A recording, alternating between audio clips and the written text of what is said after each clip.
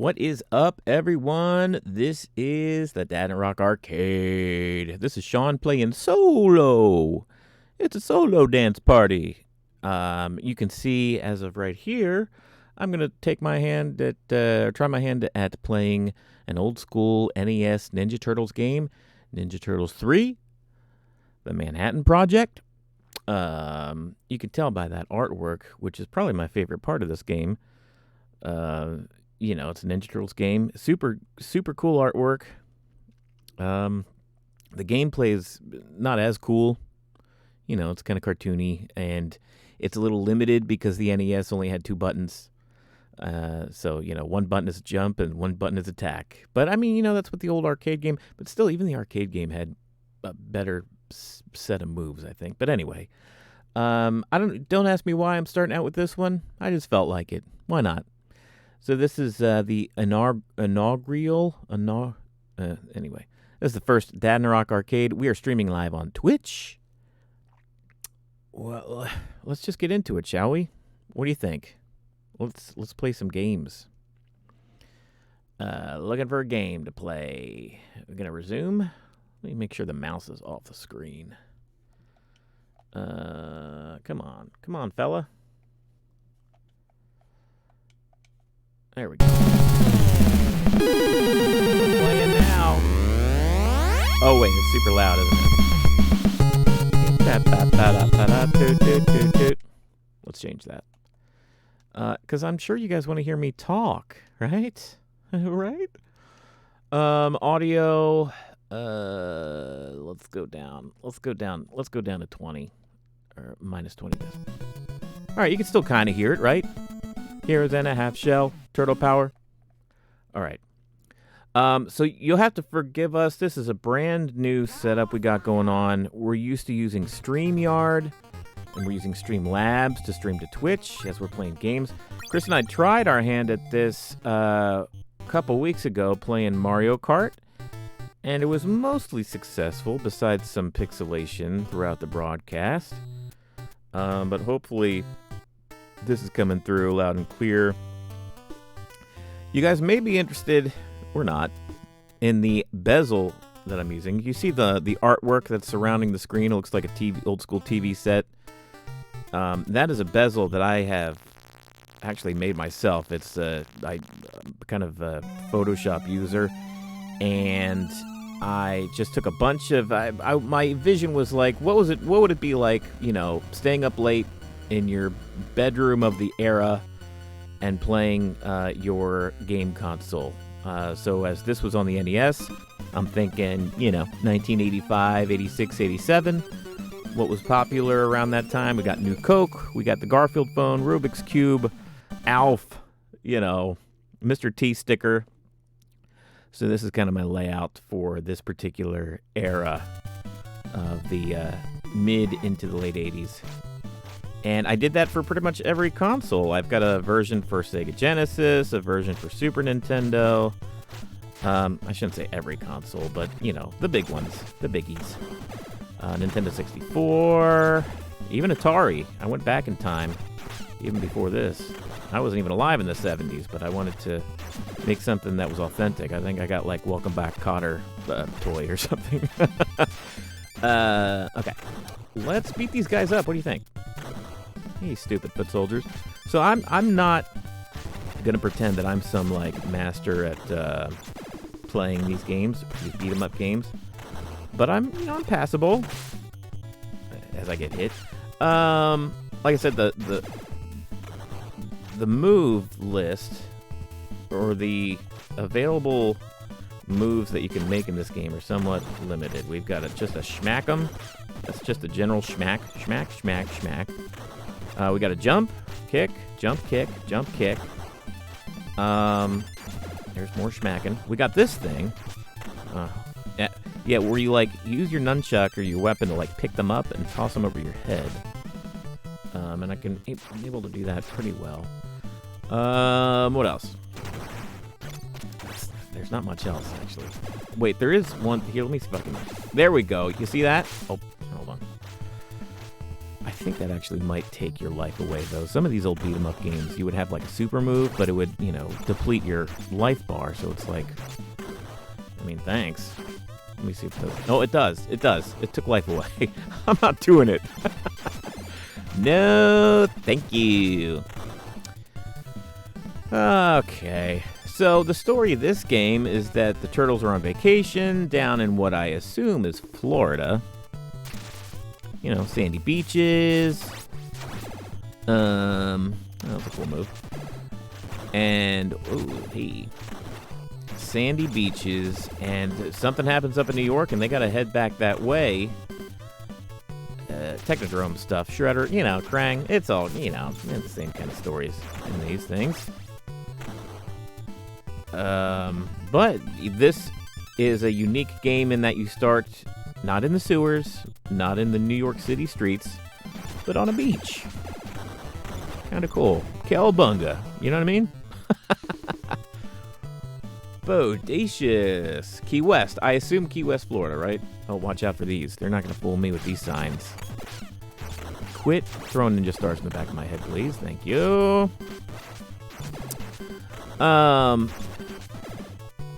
Hey, let's start talking about some of the stuff we got coming up on our Dadnarok channel. Whoop. Oh, I knew it was coming. Still didn't help. Okay, so Mandalorian. Mandalorian Season 3, Episode 1, debuted midnight last night. Today is Wednesday as I'm recording this.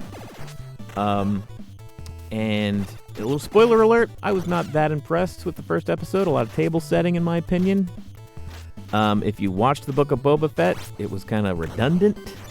I figured they would just give us a little bit of a previously on before they got into the meat of the episode. Let's pick Raph. But they didn't. They had an in-universe scene where Mando is talking once again to the Armorer, and the Armorer is like, "Hey, you took your helmet off. You're not one of us anymore. Bye." And it's like, yeah, we already got that. Why are you reiterating this? Because of the folks that didn't watch the Book of Boba Fett. Like, I get it, but it's like you're wasting precious time. These Mandalorian episodes are not that long to begin with. And you're going to fill the premiere episode with junk that we already know? Come on, man. So, yeah. I wasn't that... I was pretty hyped for this debut, and honestly, there wasn't much that happened in the episode. Even though there was, like, a lot that happened, but also not a lot that happened. It was kind of strange. Bo-Katan, all the stuff with Bo-Katan actually surprised me. Well, you know what? Let's not get into it. Let's not get into it too deep, because Chris and I are going to talk about that on our Mandalorian After Show this Friday night at 8:30 p.m. Eastern Standard Time, live on YouTube. Let's see if I can beat up Rocksteady. These old school NES games with the bosses, they pretty much have like tricks to them. Tricks and timing. I don't know the trick and timing with Rocksteady. You can't get too close for too long because it just kicks you. You can't really keep your distance because he shoots you. Let's get, I guess, Leo. The only thing that I know how to do is just stand up to him and just smack the hell out of him. I mean, but of course, that drains a hell of a lot of your life. But I don't know any other way to play. He's already blinking, so maybe I can, got him. Got him! Okay, we are leaving Key West. Hopping on the surfboard. We're going to surf our way to a battleship. But first we got to get through the water. My life's just going to drain. I'm not going to beat this game. I'm just going to play as long as I can stand it. As long as it'll have me. Yes, not my favorite Turtles beat-em-up game by far. Very favorite has got to be Turtles in Time. And it used to be Turtles in Time, the SNES version, because that's the only one I really ever played until I, within the last couple of years, played the arcade version. And even though they're pretty much the same, there are very subtle differences in the actual arcade version of Turtles in Time between that and the Super Nintendo version. just like the fluidity of character animations, and I think some extra scenes. Whoa, Leo. So you may see some slowdown here in the gameplay. That's not because my computer is so weak that it can't play an old Nintendo game. It's because of the limitations of the actual, like, Nintendo game itself. Like, it can only show so many sprites and actions on screen at once before it starts its own kind of throttle down. Which, you know, kind of stinks. And I think there's ways when you emulate like this to negate that. But that's something I have not really looked into just yet. So, you know, I just wanted the legitimate, genuine experience, you know? As you can tell by my bezel, transports you right back to 1986. Plus Care Bear stickers and all. Oh, Leo's getting his butt kicked. Anything else? Oh, okay. So besides The Mandalorian, so that's going to be this Friday at 8:30 p.m. Eastern Standard Time on, oh God, I suck. YouTube. Me, Chris, getting together, talking Mandalorian. Very happy to do so. In a couple weeks, March 15th is the premiere of Ted Lasso Season 3, and it's actually Ted Lasso's final season. Which is cool. Ted Lasso is a big show for us, for our Ted Lasso after show. So we're hoping the folks that checked us out for that after show will come back and talk to us about Season 3. Very excited about that. Final season of Ted Lasso. Chris and I are huge fans of that show.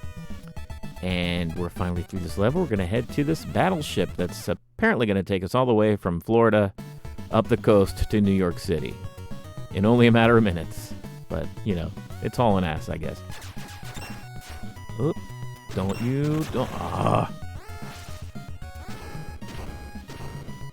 See the slowdown? These foot soldiers, I swear, they're pretty smart for being so dumb. Come on, dude. Hey! Get away from me. They will surround you. Their AI is to walk around you and to get on both sides of you. So when you're fighting one, there will be another one that punches you in the back of the head. Smack it, smack it, smack it. Walk away. Smack it, smack it, smack it, and walk away. Come on, Leo. Gonna sharpen your swords, buddy. There. Yeah, so Ted Lasso. We're gonna be doing... So here's how it's gonna work through once Ted Lasso starts up. We're gonna be doing our Ted Lasso after show on Wednesday evenings. Same time, 8:30 p.m. Eastern Standard Time. And then we're going to be covering The Mandalorian Friday evenings, 8:30 Eastern Standard Time. It's going to be busy for us. Covering 2 separate and distinct after shows. Which, you know, the last few months we actually had a combined after show where there was a bunch going on. We were talking like, you know, the Game of Thrones spinoff, House of the Dragon, and a few other shows that were on during that time. And there was just so much going on during the holidays and like leading up to the holidays that that made sense at that point. But it really kind of like, me and Chris were both kind of burnt out just because we were having to watch so much content leading up to talking about it. And that's why we kind of took a break after the holidays. He's been, oh look, I've only got one hit left. He's been covering his shorts, The Last of Us, on, I think he's doing both TikTok and YouTube shorts. Punched in the back of the head. There we go. Who we want? Let's try Donnie. Let's just go through all 4 of them. Oh my God, come on.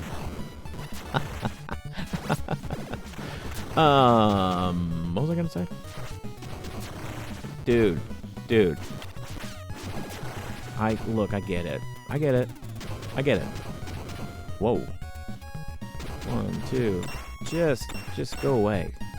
Oh yeah, so that's why we didn't do like a full after show for The Last of Us, and Chris was doing kind of these shorts, you know, just to keep y'all updated on his perspective. He never played The Last of Us before, so it's kind of interesting to get his perspective on a story that he's not really aware of. Of course, he has been spoiled as far as some of the fates of the characters, but He's not aware of how it goes down and all that stuff. So it's very cool. Did I get a pizza somehow? I heard something. Oh, that's one thing about this game. A lot of Turtles beat 'em up games are pretty generous with the pizza. Not this one. I mean, you get a slice maybe once a level, maybe. And that's why I have a tough time playing this game, because I'm not that good. And a lot of the things here, you have to be right up on them, and because the moveset is so limited, like you get hit a lot. And especially with the bosses. I mean, with the bosses, there's some tricks to kind of work around some things, but a lot of it, you just get hit and punched a lot in this game. You just gotta work your way through it, and there's no pizza to help you out. So raise your life bar up. You know what I mean? Pizza is life. If that's one life lesson I got from playing Ninja Turtles, is that pizza equals life. I forget the name of this guy, but he's kind of a pain in the ass. Hey. Let's not get hit. And let's smack him. So Chris and I are very much looking forward to covering The Mandalorian, covering Ted Lasso. And what else we got going on? We got this going on, Dadnarok Arcade. We're going to be playing some old school games like this. Either Chessman... Uh-oh, you broke that pipe. I think the ship needs that pipe, buddy. Oh, I walked right into that. Bowstaff versus pipe. Let's go. Uh-oh. I can't get over there fast enough. Oh, come on. That's another thing about this particular iteration of the Turtles Beat 'em Up. There's no running. You just gotta, mosey on over to the enemy. Well, let's do Raph again. Why not? I think Raph might be the fastest with his size as far as the hit count. Whoa! Hit him. Oh, come on. Alright. Anything else in Dadnarok related while I'm mentioning things here? Hit him. Yeah, don't do that. Okay. Oh, come on. You're blinking. You want to die. I know you do. Try not to fall in the water. I'm just too far away. Alright. Oh, he got me that time. Oh, dude, come on. Nope, don't. Okay. Yep. Can you come over here, please? Yeah, these bosses... once again, I'm not sure why I picked this particular game to play, because it's not one of my favorites. Should we continue? Yeah, why not? We'll do one. The thing is, I think it starts you at the beginning of the level, though, which, it does. Okay, great. Oh, hey, just a little bit on what I'm actually playing with here. So a few months back, well, maybe about a year ago, if y'all know Google Stadia, this is the, wait, I'm on this camera. This is the Google Stadia remote. Google had their own video game service for a while that they tried. It was like a video game streaming service where you wouldn't need all the super duper hardware to play these games. Because you would basically play through the internet. You would just need a good internet connection. And this controller would talk to like a Google Chromecast. And then from there, it would go to like Google servers and you'd play video games off there. And I think that's pretty cool. It's a cool concept. I think Amazon does it too with their Luna service. And basically it gives you the option to play all these AAA titles without having to pony up the money for a PS5 or whatever, But anyway, that service is defunct now as of like a month ago. They finally stopped it. You come to me. How about you come to me? You come to me so I can smack you. Thank you. Thank you for walking me. Oh, thank you. Okay, how about you, Pally? Come on over here. But yeah, Google Stadia. It's actually a pretty good controller. It's solid. It's like a Switch Pro controller as far as the form factor. It's comfortable in the hands. But anyway, it was limited. You could only play the Stadia games, or the games that were offered through Google Stadia. And you couldn't play like other stuff with it until Google was actually nice enough to be like, hey, we know you guys have a ton of junk out, or junk. We had a ton of our controllers out there, and instead of making e-waste out of it, they released this little patch that you could install pretty much on the controller. And what it does, it unlocked the ability to just turn it into like a regular Bluetooth game controller, which is what I'm using now. Pretty cool. A lot of folks don't like using Bluetooth, especially on these old school retro games, and I understand why. I actually prefer myself to be hooked in directly. There's no lag. Bluetooth, for as good a technology and as an established of a technology it is, there's still lag, a lot of lag, whether you've got audio through it or if you're pressing buttons on a controller, it's still fairly noticeable. Now, I for something like this where I'm just putzing around, it's not too bad. But if I were actually legit trying to like get through a game, I would prefer to have a controller that's, plugs in via USB or whatever. More of a one-to-one. So yeah, that's what I'm using currently as a controller. I also have a few 8BitDo. If you're into retro games, you've probably heard 8BitDo. You've probably heard of RetroArch, which is a collection of emulators. That's how I play these games that I have a collection of. And what else? Launchbox is the front end that I use. It's very good. Launchbox is very cool. If you're into retro gaming at all, I highly suggest installing a version of Launchbox on a portable hard drive, so that way you can take it anywhere and just plug it up to any computer and start playing, which is what I have. And God, I wish I could show you, but it's hooked up right now. Quit throwing knives at me, dude. Get out of here.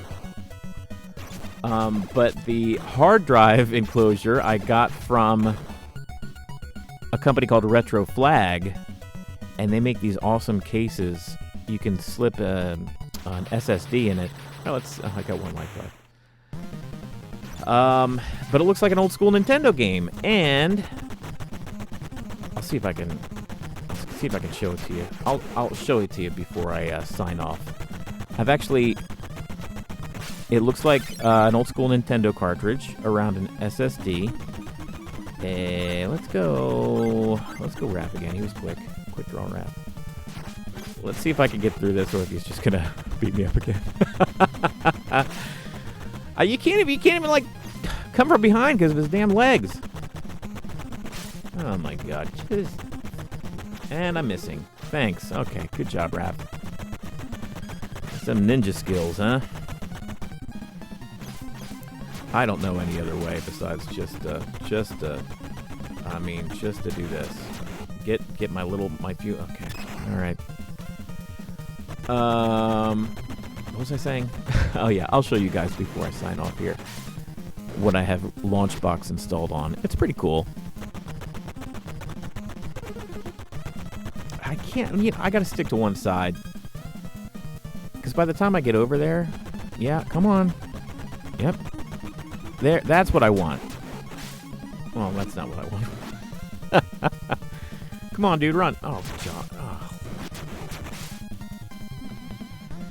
I know Nintendo games, the way they're meant to be played is, but you're supposed to play them over and over and over again. I mean, that's how you get your playability out of them, basically. They're not very long, right, as far as games go. But they're supposed to be hard, and you have to learn every moveset that the bosses have. Come on, just start blinking, buddy. Just start blinking. Okay. And each one has their own little tricks of how to. I'm not even gonna get through this level. Yesterday I played this. I was at least able to get the Bebop. Oh God. Yeah, I'll be playing this with anytime soon. Once again, I said, anyway. Can we? He's blinking. Okay. Hey, let's go. I don't even know that character's name. Bulldozer, maybe? Maybe Bulldozer. Let's take a little sip of my drink. Thanks.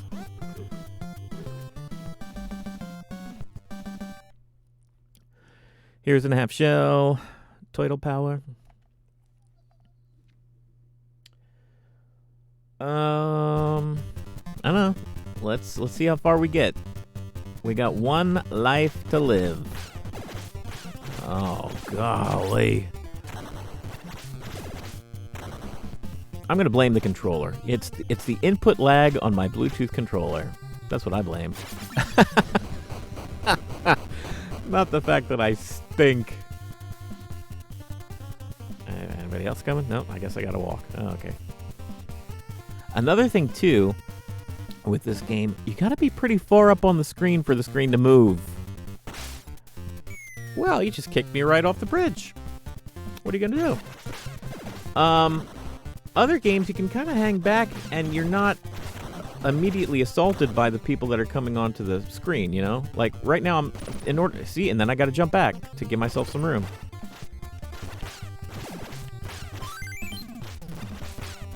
Hey, come on, guy. Come on, guy. Crag Soldiers, I think these guys are, from Dimension X. Okay. Well. Oh, I got an extra life. Oh, yeah. See, and there's things like this, completely unavoidable. You just got to take the hit. I don't know what to do, you know? The grenades follow you, no matter if you're, like, walking on... They just follow you. Uh-huh. Okay, pink guys with spears, sure, why not? That was not on my bingo card. Gotcha. What else? Purple guys who like jump kick. Fellow Ninja Turtle fans, you know that purple is the default color for the foot soldiers. They like to have a lot of different colors in these games, though. You might notice the sprites on the screen flicker a bit, too. That's another Nintendo limitation. Let's go Mikey. Or it's, once again, it's like, so when there's so much happening on screen, sometimes the sprites flicker. And that used to happen on the old hardware, too. Let's see, what else? Oh, so besides the bezel, you may notice, too, I'm playing on a, it's 4:3 ratio, which is what it used to be in the old days on these old school TVs. Not the 16:9 that we have today. So I have the correct aspect ratio. I also have scan lines applied. If you don't know what scan lines are, well, they were how a CRT used to produce an image, but right now, through RetroArch, they're actually a like a filter that you can put on games to make little horizontal lines that go across the screen, so that gives a more authentic CRT experience. Makes the image look a lot better, in my opinion, with these old school pixelated games. Come on, Slash. Slash is another one of, I don't know what to do besides try to avoid him when he looks like he reminds me of the, like an old school DVD player. The Office had a joke about this. The old school DVD player screensaver that would have just the DVD logo bouncing around, and you'd be like, when's it gonna hit the corner? And it never does. I don't know what to do with Slash besides just to avoid this and try to smack the hell out of him when I can. I mean, you can't block, you know what I mean? You can't block. You're just gonna get hit. You just gotta get your hits in. Tit for tat. Okay. You know what? Let's stick with Raph. He's just quicker than the other guys. And usually I go with Donnie because of his weapon reach. He's got a longer reach than the others. But not in this game. All the weapons have about the same reach. Oh, we're not done. We're not done. Okay. Oh, great. Could have used that pizza a few minutes ago. Look at this. Wow. Great. Thanks.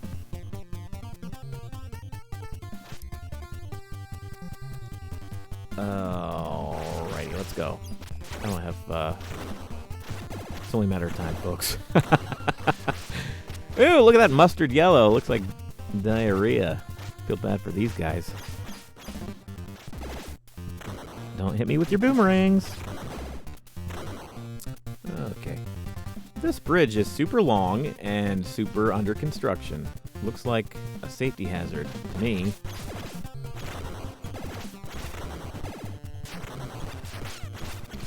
Get out of here.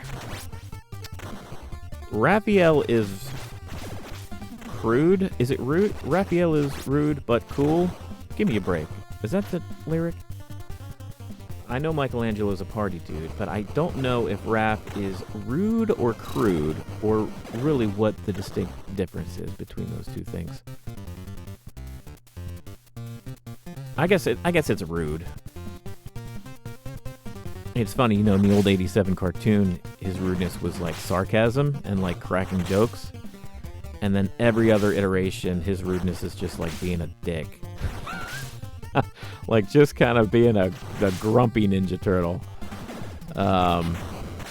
Hey, Raph might have been my favorite in the cartoon, voiced by Rob Paulson, and just like, you know, cracking wise, giving Shredder and his brothers the business. And then like the movie and the comics and all the stuff, all the cartoons since, he's just kind of an ass. All right, here we go. Yeah, I'm gonna get slaughtered. Come on, let me get Bebop a what for until I get hit. Master Splinter is gonna offer me another continue, and I'm not gonna take it, guys. I'm sorry. I know you're really enjoying this, but I'm gonna call it a day. So yeah, we're gonna pause that. We're gonna go back to our Talkie Talk video here. So that's what it's gonna be like for Dadnarok Arcade. It's, you know, fun, just some fun stuff, playing some old school games. I know there's gonna be more Mario Kart in our future. Chris and I both have a Switch, so there's cool Switch games. Oh, we do want to play the updated version of this kind of game, a Ninja Turtles beat 'em up. There's Ninja Turtles Shredder's Revenge, I think is the title. Chris and I both have that. I played that with my daughter recently, and it's awesome. We beat it. She was April. I was Michelangelo most of the time, and it was just a heck of a lot of fun. So I know Chris and I intend on playing that soon. We actually attempted to a few weeks ago, but had some technical difficulties, and we're working through it. I think I've got pretty much all of those technical difficulties worked out. Maybe. We'll see. Maybe I'll upload this and I'll hear an echo on my voice or something. I don't know. We'll find out. But before I go, I did want to show you guys what I have these games on. So this here, where are we at? This here is a company called Retro Flag. They make an SD hard drive enclosure that is in the shape and style of an old NES cartridge, right? You see it? The sticker is mine. The sticker I put on there, I ordered from Etsy. There's this guy that makes stickers that go on these things in particular, the exact same size that you need. This is like smaller than an old school NES cartridge, of course. But yeah, it's pretty cool. I thought this is really the reason, because I got this one and other Turtles ones and Super Mario ones, and I thought this was the coolest artwork for the Turtles. I mean, you can see it. It's right here. But that's what kind of inspired me to play this game. I was like, yeah, why not? We'll give it a shot. As you can tell, I'm not very good at it. Here's this part, too. Retro Flag is a company. It's like the old school sleeve that used to put the NES cartridges in. You should blow into them, put them in the sleeve to protect them.